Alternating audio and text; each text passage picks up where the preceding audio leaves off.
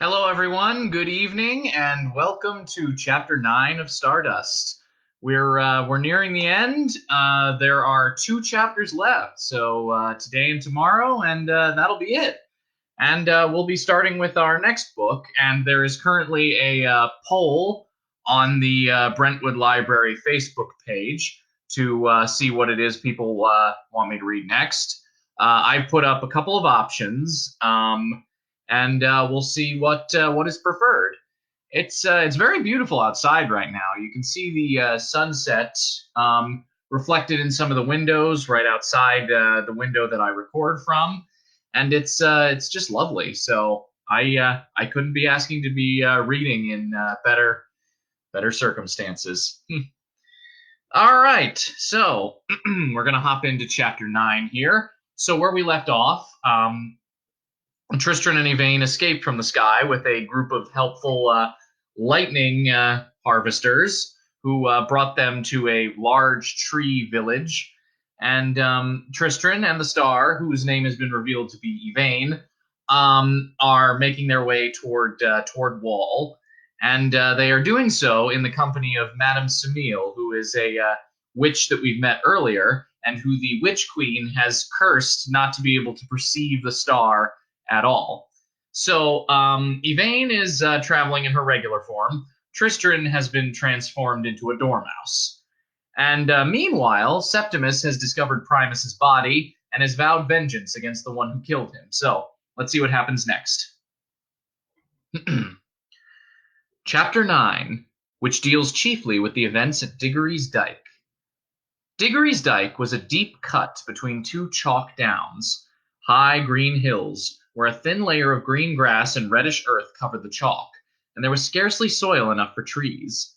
The dike looked, from a distance, like a white chalk gash on a green velvet board. Local legend had it that the cut was dug in a day and a night by one Diggory, using a spade that had once been a sword blade before Wayland Smith had melted it down and beaten it out, on his own journey into Fairy from Wall. There were others who said the sword had once been Flamberge, and the others that it was the sword Balmung. But there was none who claimed to know just who Diggory had been, and it might all have been stuff and nonsense. Anyway, the path to Wall went through Diggory's Dyke, and any foot traveler or any person going by any manner of wheeled vehicle went through the dyke, where the chalk rose on either side of you like thick white walls, and the downs rose up above them like the green pillows of a giant's bed. In the middle of the dyke, beside the path, was what appeared at first glance to be little more than a heaped pile of sticks and twigs. A closer inspection would have revealed it to be something in nature part way between a small shed and a large wooden tepee, with a hole in the roof through which gray smoke occasionally could be seen to trickle out. The man in black had been giving the pile of sticks as close an inspection as he could for 2 days now, from the top of the downs far above, and, when he dared chance it, from closer. The hut he had established was inhabited by a woman of advanced years. She had no companions and no obvious occupation, apart from that of stopping each and every lone traveler and each conveyance that passed through the dyke and passing the time of day. She seemed harmless enough, but Septimus had not become the only surviving male member of his immediate family by trusting appearances, and this old woman, he was certain of it, slit Primus's throat. The obligations of revenge demanded a life for a life. They did not specify any way that the life should be taken. Now, by temperament, Septimus was one of nature's poisoners. Blades and blows and booby traps were well enough in their own way, but a vial of clear liquid, any trace of taste or odor gone when it was admixtured with food, that was Septimus's métier. Unfortunately, the old woman seemed to take no food she did not gather or trap herself, and while he contemplated leaving a steaming pie at the door to her house, made of ripe apples and lethal baneberries, he dismissed it soon enough as impractical. He pondered rolling a chalk boulder down from the hills above her, dropping it onto her little house, but he could not be certain that he would hit her with it. He wished he was more of a magician. He had some of the locating ability that ran patchily in his family line, and a few minor magics he had learned or stolen over the years, but nothing that would be of use to him now, when he needed to invoke floods or hurricanes or lightning strikes. So Septimus observed his victim-to-be as a cat watches a mouse hole, hour after hour, by night and by day.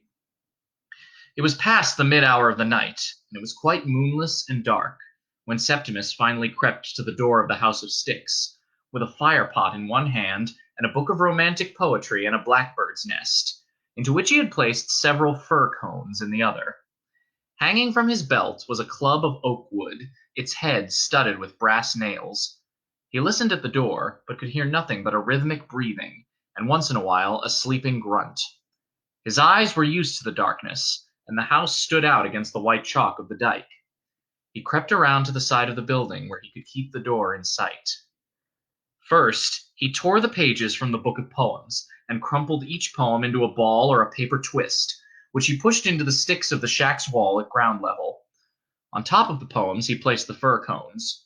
Next, he opened the fire pot, and with his knife, he fished a handful of waxed linen scraps from the lid, dipped them into the glowing charcoal of the pot, and, when they were burning well, he placed them on the paper twists and the cones, and he blew gently on the flickering yellow flames until the pile caught. He dropped dry twigs from the bird's nest into the little fire, which crackled in the night and began to blossom and grow. The dry sticks of the walls smoked gently, forcing Septimus to suppress a cough, and then they caught fire, and Septimus smiled. Septimus returned to the door of the hut, hefting his wooden club on high.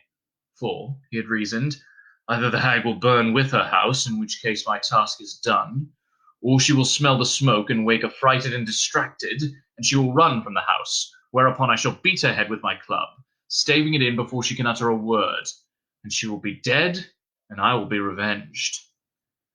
It's a fine plan, said Tertius in the crackling of the dry wood, and once he has killed her, he can go on to obtain the power of Stormhold. We shall see, said Primus, and his voice was the wail of a distant night bird. Flames licked at the little wooden house, and grew and blossomed on its sides with a bright yellow-orange flame. No one came to the door of the hut. Soon the place was an inferno, and Septimus was forced to take several steps backwards from the intensity of the heat. He smiled widely and triumphantly, and he lowered his club. There came a sharp pain to the heel of his foot. He twisted and saw a small, bright-eyed snake, crimson in the fire's glow, with its fangs sunk deep into the back of his leather boot. He flung his club at it, but the little creature pulled back from his heel and looped at great speed away behind one of the white chalk boulders. The pain in his heel began to subside. If there was poison in its bite, thought Septimus, the leather will have taken much of it. I shall bind my leg at the calf, and then I shall remove my boot and make a cross-shaped incision in the place where I was bitten, and I shall suck out the serpent's venom. So thinking, he sat down upon a chalk boulder in the fire's light, and he tugged at his boot. It would not come off. His foot felt numb, and he realized that the foot must be swelling fast. Then I shall cut the boot off, he thought. He raised his foot to the level of his thigh. For a moment he thought his world was going dark. And then he saw the flames, which had illuminated the dyke like a bonfire, were gone. He felt chilled to the bone. So, said a voice from behind him, soft as a silken strangling rope, sweet as a poisoned lozenge. You thought you would warm yourself at the burning of my little cottage. Did you wait at the door to beat out the flames should they prove not to my liking? Septimus would have answered her, but his jaw muscles were clenched, his teeth gritted hard together. His heart was pounding inside his chest like a small drum, not in its usual steady march, but in a wild, arrhythmic abandon. He could feel every vein and artery in his body threading fire through his frame. If it was not ice that they pumped, he could not tell. An old woman stepped into his view. She looked like the woman who had inhabited the wooden hut, but older, so much older. Septimus tried to blink, to clear his tearing eyes, but he had forgotten how to blink, and his eyes would not close. You should be ashamed of yourself, said the woman, attempting arson and violence upon the person of a poor old lady living upon her own, who would be entirely at the mercy of every passing vagabond, were it not for the kindness of her little friends. And she picked up something from the chalky ground and placed it about her wrist, and she walked back into the hut, which was miraculously unburned or restored. Septimus did not know which and did not care. His heart juddered and syncopated inside his chest, and if he could have screamed, he would. It was dawn before the pain ended, and, in 6 voices, his older brothers welcomed Septimus to their ranks. Septimus looked down, one last time, on the twisted, still warm form he had once inhabited, and the expression in its eyes. Then he turned away. "There are no brothers left to take revenge on her," he said in the voice of the mourning curlews, "and it is none of us will ever be Lord of Stormhold. Let us move on." And after he had said that, there were not even ghosts in that place. The sun was high in the sky that day when Madame Semele's caravan came lumbering through the chalk cut of Diggory's dyke.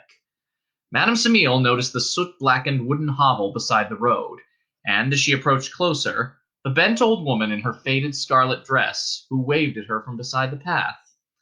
The woman's hair was white as snow, her skin was wrinkled, and one eye was blind.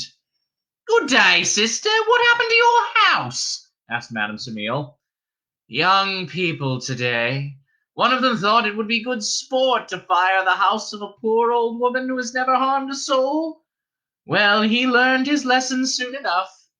"Aye," said Madame Semele, "they always learn, and are never grateful to us for the lesson." "There's truth for you," said the woman in the faded scarlet dress. "Now tell me, dear, who rides with you this day?" "That," said Madame Semele haughtily, "is none of your never mind, and I shall thank you to keep yourself to yourself. Who rides with you? Tell me truly, or I shall set harpies to tear you limb from limb and hang your remains from a hook deep beneath the world." "And who would you be to threaten me so?" The old woman stared up at Madame Semele with one good eye and one milky eye. "I know you, ditchwater sow. None of your damned lip. Who travels with you?" Madame Semele felt the words being torn from her mouth, whether she would say them or no. "There are the 2 mules who pull my caravan, myself, a maid-servant I keep in the form of a large bird, and a young man in the form of a dormouse." "Anyone else? Anything else?" "No one and nothing. I swear it upon the sisterhood." The woman at the side of the road pursed her lips. "And get away with you and get along with you," she said. Madame Semele clucked and shook the reins, and the mules began to amble on. In her borrowed bed in the dark interior of the caravan, the star slept on, unaware how close she had come to her doom, nor by how slim a margin she had escaped it. When they were out of sight of the stick house and the deathly whiteness of Diggory's dyke, the exotic bird flapped up onto its perch, threw back its head, and whooped and crowed and sang, until Madame Semele told it that she would wring its foolish neck if it would not be quiet. And even in the quiet darkness inside the caravan, the pretty bird chuckled and twittered and trilled, and once it even hooted like a little owl. The sun was already low in the western sky as they approached the town of Wall. The sun shone in their eyes, half blinding them and turning their world to liquid gold. The sky, the trees, the bushes, even the path itself was golden in the light of the setting sun. Madame Semele reined in her mules in the meadow where her stall would be. She unhitched the 2 mules and led them to the stream, where she hitched them to a tree. They drank deeply and eagerly. There were other market folk and visitors setting up their stalls all over the meadow, putting up tents and hanging draperies from trees. There was an air of expectation that touched everyone and everything, like the golden light of the westering sun. Madame Semele went into the inside of the caravan and unhooked the cage from its chain. She carried it out into the meadow and put it down on a hillock of grass. She opened the cage door and picked out the sleeping dormouse with bony fingers. "Out you come," she said. The dormouse rubbed its liquid black eyes with its forepaws and blinked at the fading daylight. The witch reached into her apron and produced a glass daffodil. With it she touched Tristran's head. Tristran blinked sleepily, and then he yawned. He ran a hand through his unruly brown hair and looked down at the witch with fierce anger in his eyes. "Why, you evil old crone," he began. "Hush your silly mouth," said Madame Semele sharply. "I got you here safely and soundly, and in the same condition I found you. I gave you board and I gave you lodging, and if neither of them were to your liking or expectation, well, what is it to me? Now get off with you before I change you into a wriggling worm and bite your head, if it is not your tail. Go! Shoo! Shoo!" Tristran counted to 10, and then, ungraciously, walked away. He stopped a dozen yards away beside a copse and waited for the star, who limped down the side of the caravan steps and came over to him. "Are you all right?" he asked, genuinely concerned as she approached. "Yes, thank you," said the star. "She did not ill-use me. Indeed, I do not believe that she ever knew that I was there at all. Is that not peculiar?" Madame Semele had the bird in front of her now. She touched its plumed head with her glass flower, and it flowed and shifted and became a young woman, in appearance not too much older than Tristran himself, with dark, curling hair and furred, cat-like ears. She darted a glance at Tristran, and there was something about those violet eyes that Tristran found utterly familiar, although he could not recall where he had seen them before. "So that is the bird's true form," said Yvaine. "She was a good companion on the road." And then the star realized that the silver chain that had kept the bird a captive was still there, now that the bird had become a woman, for it glinted upon her wrist and ankle, and Yvaine pointed this out to Tristran. "Yes," said Tristran, "I can see. It is awful, but I'm not sure there's much we can do about it." They walked together through the meadow toward the gap in the wall. "We shall visit my parents first," said Tristran, "for I have no doubt that they have missed me as much as I have missed them." Although, truth to tell, Tristran had scarcely given his parents a second thought on his journeyings. "And then we shall pay a visit to Victoria Forrester, and—" It was with that "and" that Tristran closed his mouth. For he could no longer reconcile his old idea of giving the star to Victoria Forrester, with his current notion that the star was not a thing to be passed from hand to hand, but a true person in all respects, and no kind of a thing at all. And yet Victoria Forrester was the woman he loved. Well and all, he would burn that bridge when he came to it, he decided, and for now he would take Yvaine into the village and deal with events as they came. He felt his spirits lift, and his time as a dormouse had already become nothing more in his head than the remnants of a dream, as if he had merely taken an afternoon nap in front of the kitchen fire and was now wide awake once more. He could almost taste in his mouth the memory of Mr. Bromios's best ale, although he realized, with a guilty start, he had forgotten the color of Victoria Forrester's eyes.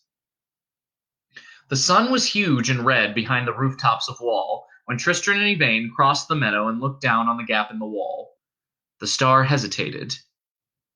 "Do you really want this?" she asked Tristran. "For I have misgivings." "Don't be nervous," he said, "although it's not surprising that you have nerves. My stomach feels as if I'd swallowed 100 butterflies. You shall feel so much better when you are sitting in my mother's parlor, drinking her tea.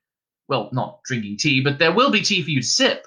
Why, I swear that for such a guest, and to welcome her boy back home, my mother would break out the best china." And his hand sought hers and gave it a reassuring squeeze. She looked at him, and she smiled, gently and ruefully. "Whither thou goest," she whispered. Hand in hand, the young man and the fallen star approached the gap in the wall. And there we go. That's tonight's chapter. It's a shorter one, but the next one is going to be pretty lengthy. So we'll see what happens when Stardust concludes tomorrow. All right, everybody. I will see you all then. Everybody stay safe, stay healthy, and I'll be back tomorrow. Good night, everyone.